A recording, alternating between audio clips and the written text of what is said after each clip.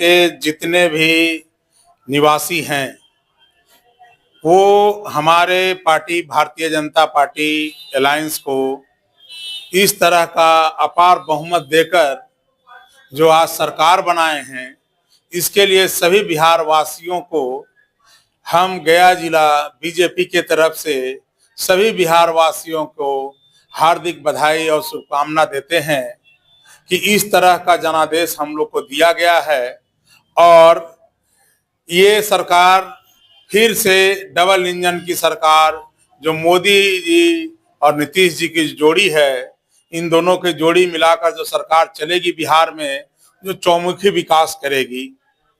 और आज बिहार में चारों तरफ विकास का लहर दौड़ा हुआ है।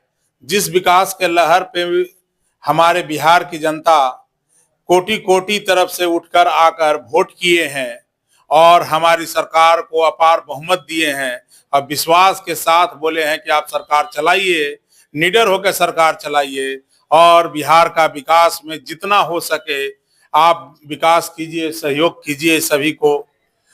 जैसे आज के डेट में सबसे ज्यादा जरूरत था बिहार में, जो हम 1990 से देख रहे थे और जो महसूस कर रहे थे कि हमारे यहाँ इंफ्रास्ट्रक्चर का सबसे ज्यादा दिक्कत था।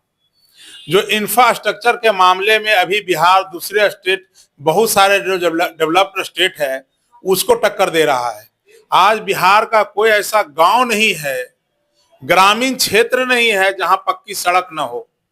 मैं एक न्यूज 24 चैनल के पत्रकार का सुन रहा था इंटरव्यू। उन्होंने बोला कि मैं 100 दिन बिहार में रहा, मेरे को बिहार के किसी भी गांव में गया तो इनोवा गाड़ी से उतरना नहीं पड़ा और ईंटा रख के हमको पार नहीं होना पड़ा। ये सबसे बड़ा विकास का उदाहरण है, जिससे हम लोग को सुनकर बिहार वासियों को बहुत खुशी हुई और हम भाजपा कार्यकर्ताओं को बहुत खुशी हुई कि हम वैसे पार्टी के सदस्य हैं जो सरकार चला रही है, जो बाहर के लोग आकर देख के और बता रहे हैं कि इस तरह का इंफ्रास्ट्रक्चर बगल के राज्य उत्तर प्रदेश में भी नहीं मिलता है, बंगाल में भी नहीं मिलता है, दूसरे महाराष्ट्र में भी बहुत जगह गए ये लोग, इनोवा गाड़ी से उनको उतरना पड़ा गांव में घुसने के लिए, इंटरव्यू लेने के लिए। पर बिहार के किसी भी गांव में ऐसा नहीं महसूस हुआ उनको। इसके लिए वो तहे दिल से बिहार के सरकार को शुक्रिया अदा किए हैं, धन्यवाद दिए हैं कि आपने बहुत अच्छा काम किया है। और जब तक किसी भी राज्य का इंफ्रास्ट्रक्चर सही नहीं रहेगा तो वहां विकास का क्या उम्मीद रखते हैं। विकास के पैमाना क्या होना चाहिए? सबसे पहले क्या रोजगार उत्पन्न होना चाहिए। तो रोजगार कहाँ उत्पन्न होगा? रोजगार उत्पन्न होने के लिए उद्योग लगेगा। उद्योग को क्या चाहिए? इंफ्रास्ट्रक्चर चाहिए। तो इंफ्रास्ट्रक्चर और बिजली के मामले में अभी बिहार भारत में सबसे अव्वल है। जिनको भी देखना है बिहार आकर गांव कर देखे। हमारा पटना राजधानी बिहार के किसी भी जिले से आने में मैक्सिमम टाइम उनको 4 घंटा लगेगा और मिनिमम टाइम आधा घंटा से 1 घंटा लगेगा। अभी बिहार से पलायन हो रहा है। पलायन, देखिए पलायन होना एक अलग मसला है। पलायन होने के लिए ये नहीं है, उनका ये ह्यूमन बीइंग पे डिपेंड करता है कि कौन कहाँ काम करना चाहते हैं। काम यहाँ पे भी है। लोगों का क्या है कि अब रोजगार वहां पर पलायन बहुत पहले हो चुके थे और पहले हो गए तो हम जैसा महसूस किए हैं। मैं भी 18 साल बिहार से बाहर रहा हूं, मेरा पढ़ाई लिखाई बाहर हुआ है, महाराष्ट्र स्टेट में हुआ है। तो मैं वहां महसूस किया कि लोग उस समय जो 90 के दौर में जो पलायन किए तो रोजगार के तलाश में दूसरे राज्य में गए, महाराष्ट्र गए, दिल्ली गए, पंजाब गए, तो वहीं पर जाकर लोग अपना आशियाना बसा लिए। तो वो पलायन उसी का है, वो आशियाना उनका वहां पर है, घर द्वार है, तो लोग छोड़ना नहीं चाहते हैं। जनता ने बहुत भरोसा किया है। हाँ, इस बार भारी मतों से विजय बनाया। आज आप मीडिया पर आए जी। तो गया के लिए ऐसा बहुत सा ऐसा कार्य है तो गया बोला अभी हुआ नहीं है, उसको लेकर आप तमाम लोगों से और जितने भी नेतागण हैं, क्योंकि आप मीडिया है इसका माध्यम तमाम कार्यों को करने के लिए क्या करें? देखिए अभी गया शहर में भी विकास का कोई भी काम रुका हुआ नहीं है। आप जैसे यहाँ का शहर के चारों तरफ का जो सड़क देखिएगा, शहर के चारों तरफ से 4 लेन पास है, जो विकास का पैमाना है। दूसरा चीज, शहर के अंदर में भी सड़क है। हमारा गया शहर इस तरह का इंफ्रास्ट्रक्चर से बसा हुआ है ना, जो भी शहर को बसाए थे, जो प्लानिंग किए थे इस टाउन प्लानिंग का, वो हर एक सड़क के पैरेलल एक सड़क बनाया हुआ है। जरूरत यह है कि प्रशासन और पब्लिक दोनों एक दूसरे को कोऑपरेट करें और यहाँ पर जो चलने का रास्ता है उसको वन वे किया जाए।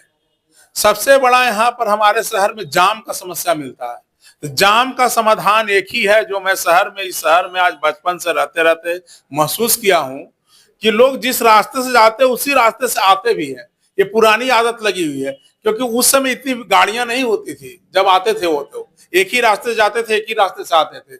आज क्या है कि लोगों के पास गाड़ियां एक नहीं, एक घर में जाएगा तो 10-10 गाड़ियां मिलेगी। 90% घर में इस तरह का है। तो वो जो गाड़ियां है जब सड़क पे निकलती है तो जाम तो होगी ही। उसके बाद कॉमर्शियल व्हीकल भी है। तो प्रशासन से हम लोग अभी ये करेंगे, विधायक जी के नेतृत्व में जाएंगे, डीएम के साथ बैठक करेंगे। ऐसा हम लोग का प्लान है कि ट्रैफिक वाले को, जो ट्रैफिक के देखरेख करते हैं, ट्रैफिक एसपी प्रशासन जो है, उनके साथ मिलकर उनको इस चीज से अवगत कराया जाएगा कि गया शहर के हर एक सड़क के समानांतर एक सड़क है। आप एक सड़क से जाने का रास्ता बनाइए और एक सड़क से आने का रास्ता बनाइए, कभी जाम नहीं होगा, जाम का निजात मिलेगा। दूसरी चीज कि ये चीज देखा गया एक्सपेरिमेंट करके, मन्नू महाराज जब एसपी थे गया में, एसएसपी थे, उन्होंने अपने कार्यकाल में इस तरह का काम किया था और पब्लिक भी उसी तरह चलती थी। जो रूट दिया गया था उसी रूट में चलते थे, अन्यथा कि दूसरे रूट में नहीं आते थे। टेम्पो स्टैंड वाले को भी, जितने भी टेम्पो चालक है, उनको आश्वासन मिला था, इंटीमेट दिया गया था कि 48 घंटे में जो अवैध रूप से पैसा दिया जाता है उसको लेकर कंट्रोल किया जाएगा। उसको लेकर क्या है? उस पे भी अभी हम लोग चुनाव के दौरान हम अपने विधायक जी को ये बात बताए थे, इस पे चर्चा हुई थी हमारी। तो विधायक जी बोले थे कि इलेक्शन के बाद हम लोग डीएम के साथ, हाँ, डीएम के, अभी तो थोड़ा सा सरकार बनाने में थोड़ा व्यस्त है विधायक जी अभी गया में रह नहीं रहे हैं। आज तो आए हैं लेकिन अभी वो बात नहीं हो पा रही है। वो सुचारू रूप से एक सप्ताह दूसरे सप्ताह में यहाँ पे रहने लगेंगे। तो उनका का आश्वासन था, हमको बोला गया है कि प्रशासन के साथ मिलकर और इस पे बात करेंगे, डीएम को अवगत कराएंगे कि इस तरह का कार्य जो हो रहा है उसको रोका जाए और इनको एक सुचारू स्टैंड भी दिया जाए। मतलब कि टेम्पू जैसे तैसे लगा देते हैं तो जाम का समस्या क्रिएट होता है, जिसके कारण वहां पर एक ट्रैफिक पुलिस दिया जाए जो उनको सही तरीके से स्टैंड पे खड़ा करवाए टेम्पू को। इस तरह की बात हुई है मेरे विधायक जी के साथ। मेरा नाम रंजीत सिंह, गया जिला बीजेपी मीडिया प्रभारी, गया जिला पूर्वी।